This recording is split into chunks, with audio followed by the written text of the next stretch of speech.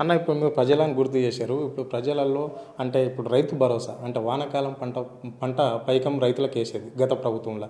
మరి ఈ ప్రభుత్వంలో పడలేదు. వాళ్ళు రుణమాఫీ అని చెప్పేసి ఇస్తున్నారు. రుణమాఫీ ₹1,00,000 అన్నారు. అదే 50,000 కూడా మాఫీ కనులు చాలామంది రైతులు ఉన్నారు అన్నట్లు మాకు సమాచారం. అది వాస్తవమా కాదా? ఇప్పుడు రైతులకు ఎంత చేసినా ప్రభుత్వాలు తక్కువే. రైతుకు అసలు పండించిన పంటకు గిట్టుబాటు ధర ఇవ్వాలి. అదేవిధంగా కూలీలకు వాళ్ళకు గిట్టుబాటు రేట్లు ఇవ్వాలి. అదేవిధంగా రైతులకు రైతు భరోసా సకాలంలో ఇవ్వాలి. ఇప్పుడు జూన్లో రైతులు వ్యవసాయ పనులు చేస్తారు, విత్తనాలు నాటుకుంటారు, వరి నాట్లు వేస్తారు, చాలా పంటలు స్టార్ట్ చేస్తారు. అప్పుడు పెట్టుబడి సాయం ఇవ్వాలి. అది రైతు భరోసా అంటారా, రైతు బంధు అంటారా, ఏ విధంగా కావచ్చు.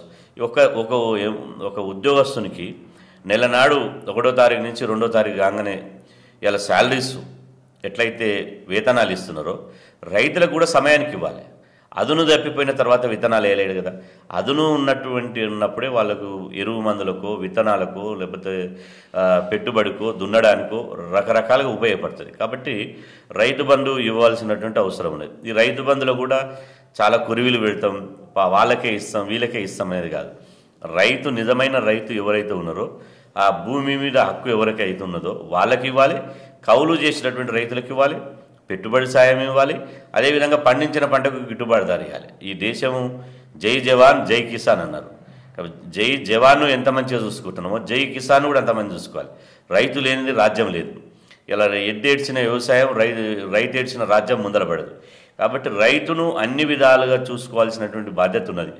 6 కాలం కష్టం చేసి తన రక్తాన్ని చెమటగా మార్చి ఇవాళ దుక్కి దున్ని మొక్క నాటి ఇవాళ మనకు పట్టాడు అన్నం పెడుతున్నటువంటి రైతు గురించి సమాజము, ప్రభుత్వాలు సానుభూతితో ఆలోచించవలసినటువంటి అవసరం ఉందని చెప్పి సందర్భంగా తెలియజేస్తున్నా. ఇప్పుడున్నటువంటి పాలకులు కానీ ఎవరైనా రైతు బిడ్డలే. కానీ ఇవాళ ఎందుకు వస్తుంది, ఒక రైతు కుటుంబంలో ఒక రైతు బిడ్డకు పెళ్లి సంబంధాలు చూస్తే ఏం చేస్తాడంటే, ఫార్మరు రైతు అంటే పిల్లని అనే పరిస్థితి ఎందుకు వచ్చింది?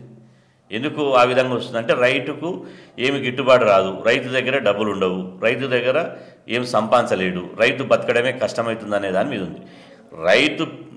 రైతు బిడ్డనికే నేను పిల్లనిస్తానే విధంగా ప్రభుత్వాలు పాలసీలను తీసుకురావాల్సినటువంటి అవసరం ఉంది. అంటే